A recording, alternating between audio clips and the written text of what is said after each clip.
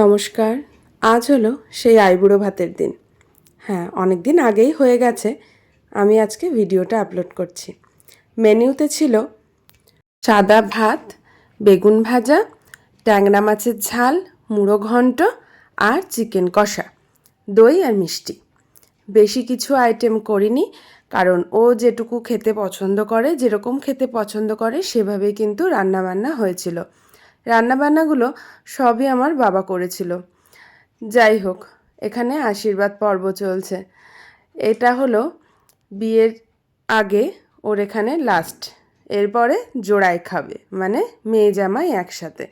আমার বাবা মার যেহেতু নাতনি আর নাত জামাই হবে, আমার ননদের মেয়ে, এটুকুই চাওয়া সুখে থাকে, ভালো থাকে, নতুন জীবন যেন খুব ভালোভাবে শুরু হয়, নতুন জীবন নতুন সংসার খুব ভালোভাবে করুক।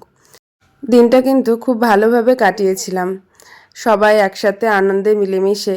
যত দিন যাচ্ছে বিয়ের ডেটটা কাছেই চলে আসছে, যেন মনে হচ্ছে আর মাত্র হাতে কটা দিন।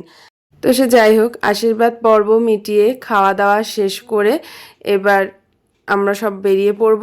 আমি অবশ্য যাইনি, ও বলল মামি তুমি থাকো, তারপর পরের দিন এসো, আমি চলে যাই। তো আজকের এই ব্লগটা কেমন লাগলো অবশ্যই জানিও। ওকে সবাই আশীর্বাদ করো। টাটা।